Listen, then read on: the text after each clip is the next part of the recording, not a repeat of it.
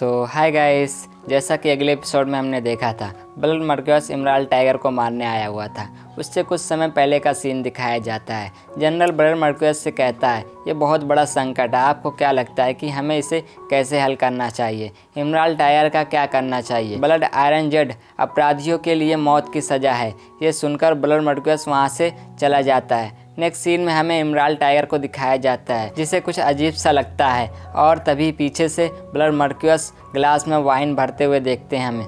ये देखकर emerald tiger डर जाता है। ब्लड मर्क्यूस कहता है, तुम्हारे पास अब कुछ नहीं है और तुम अब हमारे किसी काम के नहीं हो, लेकिन तुम अगर किसी को हमारा नाम बता दिए तो हम बर्बाद हो जाएंगे। ये कहते हुए उसे वाइन ऑफर करता है। इमराल्ड टाइगर वाइन पीते हुए मर जाता है क्योंकि उसके अंदर जहर मिलाया हुआ था, और ब्लड मर्क्यूस वहाँ से चला जाता है शांति से। नेक्स्ट सीन में हमें विजन मनोर का सीन दिखाया जाता है।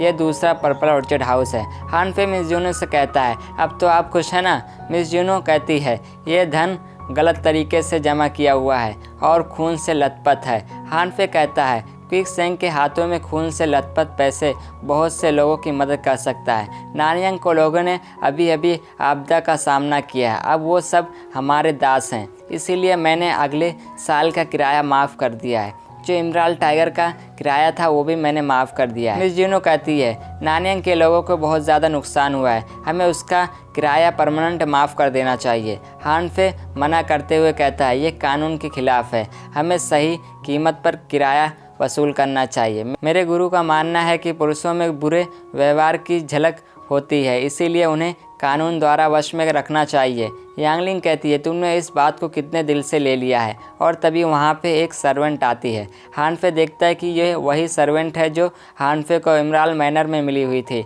हान फे उसे आज़ाद कर देता है और कहता है, तुम आज से आज़ाद हो। लड़की कहती है, मैं ये कभी नहीं भूलूंगी कि आपने मेरी जान बचाई। 90 राजकुमार, मेरे माता पिता अब यहाँ दुनिया में नहीं रहे, मेरे पास अब कोई नहीं है, मैं आपकी जीवन भर सेवा करना चाहती हूँ। हान फे कहता है, मैं तुम्हें आज़ाद करने के लिए बहुत ज़्यादा मेहनत किया और तुम अभी भी दास बनना चाहती हो? मिस जूनो कहती है, उसको बनना है तो बनने दो ना, और उसके परिवार भी नहीं है और उसका कोई भी नहीं है और उसका हाथ भी एक दाहिना कटा हुआ है। शुक्र है कि उसे सिंगिंग और डांस भी आती है। मुझे लगता है कि ये हमारे पर्पल ऑर्चिड हाउस में रह सकती है ताकि उसकी देखभाल भी हम कर सके। हान फे भी इसके लिए मान जाता है। मिस जूनो वहाँ से उसे लेकर चली जाती है।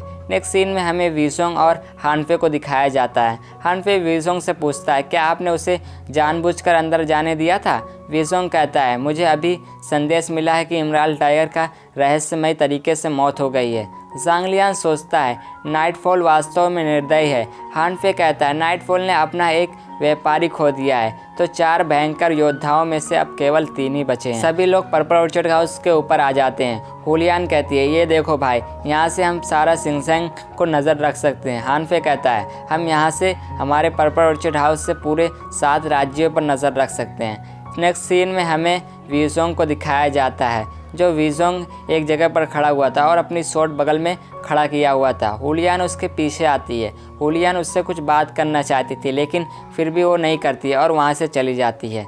नेक्स्ट सीन में हमें ज़ांगलियान को दिखाया जाता है, जो बहुत सारे स्क्रॉल पढ़ रहा था, और तभी एक सर्वेंट उसको कुछ स्क्रॉल ला के देता है और कहता है, ये भी है और इसे भी देख ले। ज़ांगलियान उसको देखता है और कहता है, ये तो दादाजी की लिखावट है, और उसे देखकर हैरान हो जाता है। नेक्स्ट सीन में हमें जनरल को दिखाया जाता है। जनरल कहता है, अब वह बुढ़ा व्यापारी इमराल्ड टाइगर मर चुका है। नाइटफॉल की आधी से ज़्यादा आदमी मर रहे हैं और मर चुके भी हैं। ब्लड मर्क्यूस कहता है, यानी हान फे की जीत। और तभी बाहर से एक सैनिक आता है और महल से एक फरमान लाया हुआ था। जनरल कहता है, यह अपमानजनक है, आपकी हिम्मत कैसे हुई रिटर्न के निर्देशक पर महाभियोग चलाने की? सैनिक कहता है, जनरल फोर्थ प्रिंस भी यहाँ आने वाले हैं। जनरल कहता है, वो यहाँ क्यों आ रहे हैं? और ब्लड मर्क्यूस तभी वहाँ से चला जाता है। फोर्थ प्रिंस अंदर आ जाता है। कहता है, चौथे राजकुमार, आप यहाँ क्यों आए इतने रात में? अगर मुझे बुला लिया होता तो मैं आ जाता। फोर्थ प्रिंस कहता है, मुझे बताया गया है कि तुम्हारे पुत्र यू हाल ही में फ्रंट लाइन पर शानदार जीत हासिल की है। जनरल कहता है, मेरा बेटा एक साधारण योद्धा से ज़्यादा कुछ भी नहीं है और आप विनम्र हो रहे हैं। जनरल यूहू युवा और होनहार है। वह निश्चित रूप से एक दिन एक महान सेनापति के रूप में विकसित होगा। मेरे नवे भाई ने राशन को बचाकर एक महान योगदान दिया है। मुझे यकीन है कि जनरल यूहू और मेरे नवे भाई में सहयोग बहुत बढ़ जाएगा। जनरल कहता है, हालांकि नवे राजकुमार षड्यंत्र करने में अच्छे हैं, चौथे राजकुमार वह आपकी तुलना कैसे कर सकता है। नेक्स्ट सीन में हमें क्लॉकमैन को दिखाया जाता है। जनरल वहां पे उससे मिलने आया हुआ था और कहता है, अब आप क्या करेंगे। क्लॉकमैन कहता है, वो समारोह करने वाले हैं और जनरल एक पेपर को देखता है जिसमें लिखा हुआ था, ओसियो में चीज़ें बदलने वाली हैं, कृपया तैयार रहें। नेक्स्ट सीन में हमें दिखाया जाता है मास्टर गाइनी को, जो कहीं पे जा रहे होते हैं। मास्टर गाइनी तभी वहाँ पे रुक जाते हैं और उनको कुछ अजीब सा लगता है और वो गाड़ी को भी रोक देते हैं। उसके अंदर इंगजेंग बैठा हुआ था और तभी उसके सामने कुछ आवाज़ आने लगती है और हमारा एपिसोड यहीं पे ख़त्म हो जाता है।